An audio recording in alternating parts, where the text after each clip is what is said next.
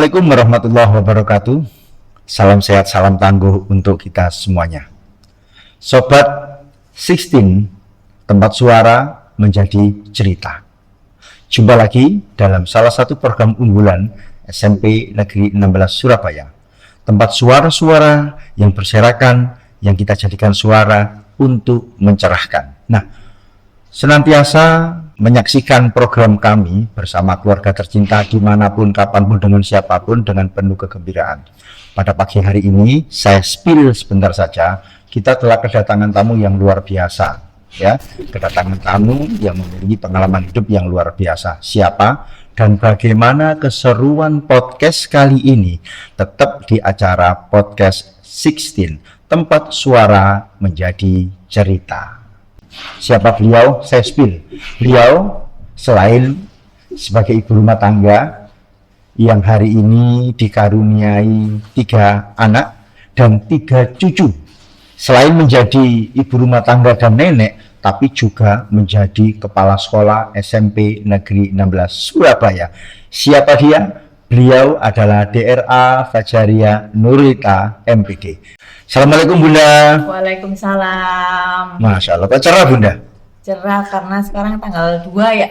Iya, sekarang tanggal 2. Kemarin habis dapat gajian. Masya Allah, tanggal muda sahabat 16, jadi penuh warna ya. Baik Bunda, hari ini kita berada di persimpangan jalan, khususnya untuk anak-anak kita, generasi muda kita yang di tengah derasnya perkembangan teknologi, media sosial, mendidik anak-anak zaman now itu berbeda dengan zaman kita dulu Bunda. Nah, tentunya ini memiliki tantangan tersendiri ya Sobat 16, bagaimana tantangan dalam mendidik, mengasuh yang beda zaman, beda generasi. Nah, ini kita akan mengulik lebih dalam dengan beliaunya, dengan Bunda Fajaria Nurlita, atau yang biasa kita sapa dengan sebutan Bunda Ita. Betul Bunda Ita ya? Ya. Masya Allah. Bunda Ita, yang ingin kami tanyakan ini adalah tantangan dunia pendidikan saat ini di era teknologi itu seperti apa Bunda?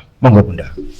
Tantangannya itu membentuk karakter ya, bagi siswa di tengah derasnya arus digital, sekaligus menyiapkan kompetensi di abad 21 karena kita tahu bahwa ada dampak negatif di era digital ini. Dampak negatifnya itu banyak ya, misalnya bullying, cyberbullying gitu Bunda ya. Bullying, kemudian interaksi sosial antar siswa ini berkurang karena anak-anak sekarang banyaknya gini terus ya. Betul, gini Bunda. Kayak seperti dulu. Betul. Tidak seperti dulu yang suka berinteraksi dengan teman-temannya, sekarang tidak lagi. Dan yang paling kami takutkan itu adalah kecanduan game. Ini biasanya pada anak laki-laki, kalau perempuan jarang. Ini salah satu tantangan dunia pendidikan saat ini di zaman teknologi ya Bunda ya. Itu yang kita takut. Jadi memang harus guru dan orang tua ini harus benar-benar ikut melihat putra-putrinya supaya tidak ada dampak negatifnya. Melihat, mendampingi dan mengawasi secara langsung ya Bunda ya. Karena ini tantangan pendidikan hari ini tidak hanya menjadi tanggung jawab sekolah. Ya, orang tua juga. Orang tua juga ya. Dan lingkungan itu juga sangat berpengaruh. Sangat berpengaruh ya Bunda ya. Jadi, kita sebagai orang tua di sekolah itu juga tetap ada komunikasi dengan orang tua di rumah. Kadang-kadang ada orang tua yang apa? Wis Jarno, urusan pendidikan itu tak serahkan sekolah. Nah, itu kita harus pendekatan pada beliaunya, pada orang tua tersebut, pendekatan bahwa ini tanggung jawab bersama. Jangan diberikan hanya pada sekolah, tapi karena kalau di sekolah hanya berapa jam, mereka lebih lama di rumah. Jadi tanggung jawab bersama antara kita dan orang tua. Sobat 16, ini menarik ya. Artinya tantangan pendidikan ini bukan hanya menjadi tanggung jawab sekolah, tetapi orang tua zaman now, papa-papa muda, mama-mama muda ini harus memiliki wawasan. Apalagi anak-anak kalau pegang HP ini lupa waktu ya Bunda. Waktu. Dari sisi sekolah sendiri punya kebijakan apa Bunda untuk membatasi akses yang berlebihan ini Bunda? Kita ada pembatasan memang ya. Memang ini juga dari Bapak Wali Kota kita bahwa ada pembatasan untuk anak-anak untuk pakai gadget ini. Maksudnya hanya dipakai ketika dibutuhkan, ketika tidak dibutuhkan di kelas, maka disimpan di wali kelasnya. Oh, di sekolah kita itu ada pembatasan ya. Jadi hanya digunakan ketika untuk pembelajaran dibutuhkan. Pada saat pembelajaran kadang-kadang kan ulangan dan sebagainya kan lewat HP karena jumlah alat kita, komputer kita itu tidak mencukupi, jadi dibantu kadang-kadang pakai HP atau pada saat pembelajaran itu membutuhkan informasi-informasi, ya itu mereka diperbolehkan bawa HP, tapi setelah selesai dikumpulkan kembali. Jadi ada pembatasan supaya anak-anak tidak lost pegang HP-nya di sekolah. Jadi ini upaya ya? Iya, upaya dari sekolah. Karena kan ditakutkan ketika pembelajaran kalau mereka masih pegang HP main game dan sebagainya. Karena anak-anak kan pinter, dia bisa bobol kuncinya ya seperti passwordnya di sekolah itu bisa dibobol sama mereka. Canggih. Ini tantangan terbesar pendidikan kita hari ini. Iya, jadi mereka bisa main apapun dengan HP-nya. Oleh karena itu kita ambil, kita kumpulkan, diberikan pada saat dibutuhkan saja. Masya Allah. Dan orang tua juga sudah kita beritahu. Jadi kita kumpulkan, kita sosialisasikan bahwa HP hanya akan diambil oleh sekolah, disimpan dan diberikan ketika dibutuhkan, ketika pulang diberikan kembali. Kalau misalnya orang tua butuh untuk menghubungi siswanya, mereka bisa langsung menghubungi wali kelasnya atau sekolah, kan ada nomor telepon juga. Wah, menarik ini. Jadi menghadirkan sosok orang tua kedua di sekolah, Bunda ya. Jadi selain orang tua secara biologis, ada orang tua di sekolah yang menuntun mereka sebagai second parent gitu, Bunda ya. Dan Bunda, selain itu, ini tantangannya, pengaruh media sosial terhadap perkembangan peserta didik itu kira-kira ada pengaruh negatif dan positifnya enggak, Bunda? Ya tentu saja negatifnya banyak. Banyak ya? Positifnya banyak, negatifnya ada. Itu salah satu. Menarik ini. Positifnya banyak, negatifnya ada. Ini luar biasa ini. Tapi tergantung bagaimana kita menggunakan gawai ini, Bunda ya. Iya. Kadang-kadang kan ada anak yang hanya gini. Misalnya anak ini sudah mengerti apa fungsi yang positif dari gawai itu, mereka bisa ambil materi-materi atau buku-buku, bisa baca pengetahuan-pengetahuan dari luar. Tapi yang negatifnya itu kadang-kadang berteman dengan orang yang lebih tua, ini kadang-kadang mengajak ke hal-hal yang tidak baik gitu, seperti media sosial. Nah, jadi ada banyak negatif dan positifnya. Positifnya itu tergantung, jadi penguatan karakter pada siswa itu sangat diperlukan. Jadi bijak bergawai, sehat bergawai. Gitu. Jadi tadi Jenengan sebutkan ada teman, ada lingkungan, ada keluarga. 3 ini yang mempengaruhi karakter anak-anak kita, Bunda ya. Jadi ketika memilih teman harus kalau pilih teman itu harus tahu ini membuat nilai positif enggak pada diri kita, berdampak positif enggak pada saya. Jadi anak-anak juga perlu kita sosialisasikan bagaimana. Kita sering Bapak Ibu guru, kalau misalnya di upacara saya sering juga mendengar, ataupun ketika mereka dikumpulkan bersama-sama, sering Bapak Ibu guru itu memberikan masukan-masukan pada siswa. Nah ini tapi kadang-kadang pengaruh dari temannya di luar, maka kurang tepat pilih teman. Kurang tepat pilih teman. Bun, menurut pengalaman Bunda, cara tepat memilih teman yang bisa mendatangkan kemanfaatan bagi kita, yang berdampak pada kita, itu seperti apa, Bun? Menurut pengalaman Bunda Ita nih.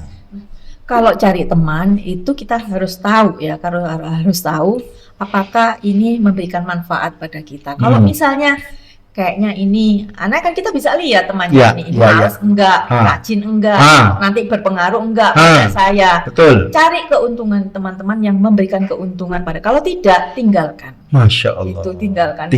Ya mulai dari awal itu mungkin kalau SD ini masih belum ya. Tapi kalau SMP kan sudah bisa berpikir. Itu harus cari benar-benar teman yang bisa menguntungkan buat kita. Menguntungkan itu artinya untuk diri kita, memotivasi kita. Dengan teman tersebut jadi pinter atau jadi bisa bisa mendukung kegiatan kita selanjutnya. Jadi kalau teman-teman yang merugikan hanya maunya kungku apa ya namanya ya? Cangkruk ya. Iya. Itu ditinggalkan saja. Masya Allah. Nah, yang dilakukan mulai sekarang itu nanti akan berpengaruh nanti sampai selanjutnya. Ya. Wow. Sobat 16. Tempat suara menjadi cerita. Semakin seru, semakin dalam. Semakin kita masuk, wah ini semakin menarik. Tetap di acara yang luar biasa ini, jangan kemana-mana, kita jeda sejenak. Kita sudah ngomong tentang tantangan pendidikan. Untuk tantangan pendidikan itu tidak boleh hanya sekedar dilimpahkan atau dibebankan kepada sekolah, tapi orang tua juga harus mengerti. Di satu sisi, peserta didik, murid atau siswa itu juga harus memahami bahwasanya di luar sana itu kita harus cerdas dalam memilih teman, memilih lingkungan. Nah, kalau kita kaitkan dengan sekolah kita, Bunda, apa visi dari sekolah tercinta kita, sekolah SMP Negeri 16 Surabaya yang ingin diwujudkan di masa-masa seperti ini dalam rangka untuk menuju generasi emas 2045? Monggo, Bunda. SMP Negeri ini visinya ya. Iya. Visi dari SMP Negeri 16 ya, sekolah itu ingin mewujudkan siswa yang berakhlak mulia. Ya, yang pertama akhlak mulia, unggul dalam prestasi, kemudian berbudaya lingkungan sehat, kemudian ramah anak, sekolah ramah anak, dan berwawasan iptek. Masya Allah, lengkap ini. Visinya lengkap. Ada akhlak, budaya lingkungan, sekolah ramah anak, dan tidak gagap terhadap teknologi, yang selalu melek teknologi. Luar biasa ini. Setiap siswa harus mengerti tahapan ini. Pun dari visi yang besar itu, harapannya generasi emas itu seperti yang didambakan oleh SMP Negeri 16 Surabaya, Bun. Sekolah kita apa Bun program unggulannya, Bun? Kalau program unggulan di SMP 16 itu yang pertama Adiwiyata. Nah, SMP 16 itu Adiwiyata Mandiri. Bun, di spill, enggak semua sobat 16 di luar sana, khususnya orang tua, itu ada yang belum paham apa itu Adiwiyata. Adiwiyata itu ya sekolah hijau, kemudian anak-anak ini tahu bagaimana merawat tanaman, kemudian kebersihan, lingkungan, seperti itu. Jadi dari awal kita itu mungkin dari awal kepala sekolah yang sebelumnya, tahun berapa itu mungkin 2013 sekolah kita, sekolah Adiwiyata Mandiri Nasional. Ya, betul. Itu kan memang berat ya. Untuk memulai itu berat banget karena pertama mengajarkan anak-anak untuk hidup sehat, bersih. Nah, ini sulit banget kalau dulu itu sampah kececeran di mana-mana. Tapi sekarang karena sudah Adiwiyata Mandiri, kita kalau lihat sampah satu pun pasti akan diambil ya. Gurunya ambil, anaknya ambil ya. Karena jadi habit, kebiasaan bagi anak-anak kita untuk hidup sehat itu. Selain ada manfaat-manfaat yang lain seperti banyaknya tanaman, ini menyebabkan oksigennya buat kita kan bermanfaat. Betul. Oksigen sangat bermanfaat. Jadi program unggulannya kemudian misalnya ini dari Adiwiyata dari Adiwiyata. Misalnya beberapa saat mungkin di rumahnya itu ada minyak yang nggak dipakai, itu bisa dibawa ke sekolah. Nah, kemudian yang biasanya dibuang, ngotori limbah jadi limbah di rumahnya, got dan sebagainya, itu dikumpulin di sekolah. Nah, di sekolah bisa dimanfaatkan macam-macam, bisa jadi sabun, seperti itu. Ataupun nanti kalau kelebihan bisa disetorkan ke GLH. Nanti kita juga dapat uang dari situ. Dan itu kembali ke anak-anak. Ya, jadi kita membiasakan bahwa kadang-kadang anak-anak ini kalau tidak diajak dengan iki loh nanti buat kamu gitu. Itu kadang-kadang males. Tapi kalau misalnya ada rangsangan dari kita, ayo kumpulin nanti kalau ada misalnya ada botol plastik dan sebagainya, kumpulin nanti misalnya dapat separuhnya buat kelasmu gitu. Ada reward. Iya, jadi anak-anak senang sehingga selain sekolah kita bersih, ada reward buat mereka sebagai upaya untuk tetap apresiasi lah, menjaga kebersihan, terus sampah-sampah plastik supaya tidak dibuang di tempat sampah. Gitu. Bisa didaur ulang kan? Iya, betul. Meskipun bukan kita yang mendaur ulang, mereka kita hanya menyetorkan saja, begitu. Ini unggulan dari SMP Negeri 16 Surabaya, yaitu mewujudkan generasi hijau, generasi berkarakter, generasi tangguh yang peduli terhadap lingkungan. Selain itu kan juga ada lagi. Misalnya setiap pagi anak-anak diajak sholat, ataupun ini dari guru agama ya. Guru agamanya kan Ustadz Ferry kayaknya.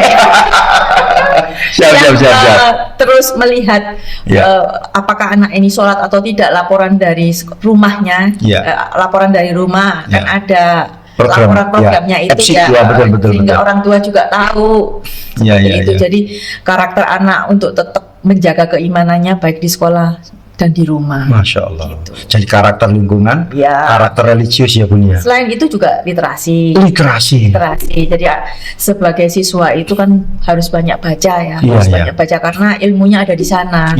Nah, setiap hari kita ada siswa-siswa yang harus berada di perpus untuk mengadakan literasi. Itu polanya gimana polanya untuk pembentukan karakter literasi menjadi generasi itu? Mereka diminta baca, kemudian ada yang harus resume, kemudian dilihat oleh gurunya masing-masing, guru bahasa Indonesianya masing-masing untuk literasi. Kemudian kalau numerasi itu tambahan karena sekarang ada TKA, ada tambahan. Ini gurunya itu ngasih tambahan numerasi literasi tanpa dibayar ya, mereka memberikan Bapak Ibu guru itu memberikan tambahan untuk siswa-siswa apalagi yang kelas 9 supaya mereka tanggap bisa lebih mampu ya di bidang literasi dan numerasi itu tiap hari seminggu 3 kali kalau nggak salah, selama 2 jam tanpa bayaran tambahan untuk anak-anak tercinta kita supaya bisa nilai TKA-nya bagus ya. Alhamdulillah kalau saya lihat kemarin dari tiap kelas itu yang masuk baru SMA 50% sudah masuk, tinggal setelah itu ke SMK. Kita masih menunggu hasilnya bagaimana di SMA di SMK yang kita tunggu, masih menunggu jadwal pengumuman ya Bunda ya. Belum, karena belum. Karakter lingkungan, karakter religius, literasi dan numerasi. Masih ada lagi transformasi digital. Luar biasa. Jadi, ini. Sekarang kan memang sudah ditambahkan tabelnya untuk transformasi digital ini, nah supaya anak-anak bijak dalam menggunakan. Ada tambahan mapel lagi untuk supaya anak-anak bijak bertransformasi digital. Transformasi digital. Wah, ini luar biasa ini. Paket lengkap. Ayo, yang belum gabung di Span 16 segera gabung ya. Ini luar biasa. Ini program unggulan yang disampaikan oleh Ibu Kepala Sekolah tadi membuat wali murid itu semakin anteng, Bu. Semakin tenang. Oh, ternyata anak-anak saya di SMP Negeri 16 Surabaya itu disiapkan untuk menjadi kader-kader manusia-manusia yang cinta lingkungan, manusia-manusia yang berakhlak dan beriman, manusia-manusia yang memiliki ketanggapan terhadap dirinya melalui literasi dan numerasi dan melek teknologi dalam program transformasi digital. Kemudian muda-muda ini yang ini kelihatan Bu, ini pasukan daripada podcaster ini luar biasa semua ini. Itu salah satu keunggulannya Bu ya. Jadi disesuaikan. Anak-anak ini kan senang kalau dapat guru-guru muda karena dianggap teman. Betul. Beda kan zaman dulu dengan zaman sekarang. Kalau zaman dulu guru itu satu arah ya. Satu arah. Tapi kalau sekarang gurunya itu sebagai apa? Bukan hanya sebagai ini seperti teman ya, memberikan informasi-informasi. Betul. Beda dengan zaman dulu, zaman saya dulu. Saya zaman dulu takut banget sama guru. Tapi anak-anak sekarang kayaknya informasinya dua arah. Jadi sama gurunya itu banyak mendapatkan informasi-informasi, kemudian dia bisa lihat juga dari media sosial. Ya, materi-materi itu bisa diambil dari media sosial. Ya itu, cuman harus bijak. Baik. Aduh, ini luar biasa. Ini baru segmen kedua ini ya. Semakin membuka cakrawala berpikir kita, wawasan kita. Sobat 16, tempat suara menjadi cerita. Tetap di sini ya. Jangan kemana-mana. Kita jeda terlebih dahulu. kita melanjutkan segmen akhir ya. Ini sebetulnya saya ingin terus diskusi sama jenengan Bunda. Ya, saya orang tua ya, Iya. kan yang muda. Iya. Jadi harus banyak menimba ilmu. Iya, harus sering ngaji. Jadi anak-anak zaman sekarang itu kekurangannya satu Bunda, menjadi pendengar yang baik. Itu susah sekali. Nah, Bunda dan pemirsa Sobat 16, 19 tahun dari sekarang adalah tahun 2045. Indonesia berusia 100 tahun. Nah, menurut Bunda, generasi yang seperti apa yang perlu disiapkan untuk menjadi generasi yang hidup di tahun 2045, Bunda? Monggo Bunda. Yang pertama, Ya. generasi yang pastinya beriman. Beriman. Karena keimanan itu pondasi dari semua. Masya Allah, siap-siap. Yang kedua, berkarakter. Berkarakter, Kemudian kreatif. kreatif, Ya, kemudian adaptif, Adaptif. terhadap lingkungan ya. Wow, Apapun terhadap Ya. zaman lingkungan itu adaptif. Jadi perubahan Jadi apapun harus mudah berubah. cepat. Harus cepat menyesuaikan diri Mhm. ya. Kemudian bisa sama temannya kolaboratif. Kolaboratif. Ya, Kak zamannya dewi-dewi Bunda. Ya, nggak kalau sendiri-sendiri nggak maju-maju, harus gitu. kolaboratif ya. Iya, betul-betul. Kemudian yang paling penting cinta tanah air. Wow, ini penting. Ya, apa Bunda bisa diulangi Bunda? Cinta tanah air. Cinta tanah air. Maksudnya misalnya kita sudah disekolahkan oleh negara sampai tinggi, kemudian ada ini salah satu contoh. Iya.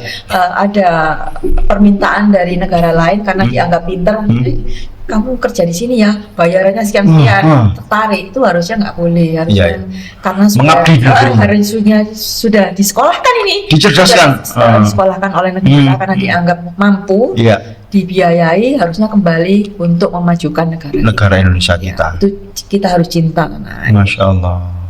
Tadi di antara karakter generasi ada satu tadi adaptif. Iya. Itu menarik Sobat 16. Artinya kita harus bisa menjadi pribadi yang menyesuaikan diri. Tidak boleh mageran. Iya, harus menyesuaikan diri dengan apa yang diminta oleh lingkungan. Kita harus seperti apa? Ya. Nah, kita adaptif terhadap misalnya diperlukan siswa yang pintar ya adaptif. Cari ilmu sebanyak-banyaknya. Meskipun kalau merasa di sekolah kurang bisa nambah di luar. Nambahnya itu tidak harus berbayar. Bisa kolaborasi sama teman-temannya untuk belajar bersama-sama seperti itu. Jadi dia supaya tidak tergerus oleh zaman. Betul. Dia harus adaptif. Apalagi nanti tahun 2045 itu antar negara sudah seliweran Bunda ya. Maka dibutuhkan keterampilan Bunda. Jadi keterampilan apa yang perlu disiapkan untuk generasi Spanish 16 untuk menyongsong tahun 2045 Bunda? Keterampilan apa Bunda Gina yang perlu dimiliki saat ini Bunda? Agar ketika 2045 yang hari ini usianya 16 tahun ini itu kan maksudnya keterampilannya buat siswa untuk siswa. Negeri 16, iya, supaya nanti mereka ada persiapan. 19 tahun 2045, maka ketika nanti katakanlah umur saya 16 tahun 2045 berarti saya nanti usianya sudah katakanlah 44 tahun atau 34 tahun. Yang pertama tadi karakternya. Karakternya. Karakter itu harus benar-benar ditanamkan pada siswa itu harus tertanam. Ya misalnya dia jujur. Kalau dia jujur ya, maka dia akan dipercaya oleh orang. Nah, ini nantinya ketika dia akan bekerja, orang akan menganggap selain kemampuannya dia ya, kalau kejujurannya itu juga akan menambah nilai tambah, nilai tambah bagi anak tersebut untuk berkarya di luar sana. Betul. Sepintar apapun, sehebat apapun, kamu punya karakter, tidak jujur. Karakter itu penting. Habis. Ya. Karakter penting sekali Bunda ya. Nah, selain itu dia selama dia jadi siswa dia harus disiplin. Dibiasakan mulai sekarang. Disiplinnya misalnya disiplin waktunya apa. Sudah kalau enggak itu dia punya kayak timeline itu ya. Jam sekian saya harus begini, jam sekian harus seperti ini, jam sekian harus. Kalau tidak ada apapun ya harus ditepati aturan yang sudah dibuat itu. Jadi disiplin tentang waktu juga. Jadi ada schedule. Waktunya bermain ya bermain, waktunya belajar dia belajar. Gitu. Jadi kedisiplinan itu akan membentuk diri kita juga kan. Ini termasuk modalitas untuk menyongsong tahun 2045.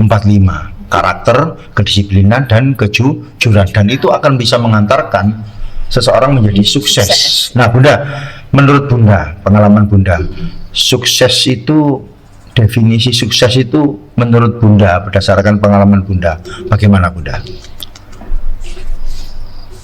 Jadi sukses, definisi sukses dan orang-orang satu dengan orang yang lain itu kan beda-beda Bunda. Jadi kalau menurut pengalaman Bunda, sukses itu ini, nah, menurut Bunda sukses gimana? Itu kalau ilmu dan keberadaan kita itu bisa bermanfaat untuk orang lain. Ilmu dan keberadaan kita Bisa membawa kebermanfaatan bagi orang lain. Orang lain, ya.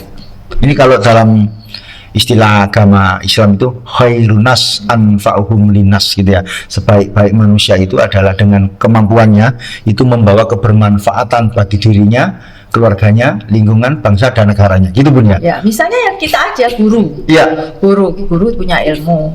Nah, ilmunya ini kalau kita berikan benar-benar ke anak-anak ini dia sukses, ini kan juga itu sukses gurunya. Kita. Iya, betul. Saya ingat dulu ketika saya SD ya.